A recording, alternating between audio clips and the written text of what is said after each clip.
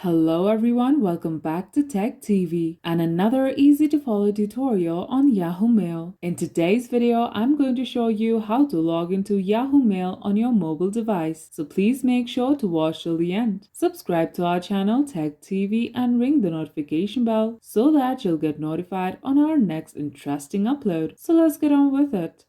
At first, open the Yahoo Mail app on your device and tap Sign in with Yahoo.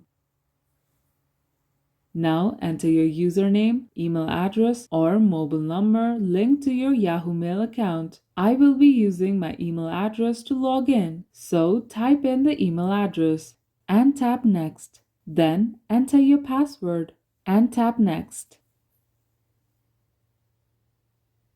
And that's how you log into Yahoo Mail on your mobile device. If you liked the video, please leave a like and let me know if you thought it was helpful in the comment section down below. Thank you for watching, and I'll be back with more interesting tutorials soon.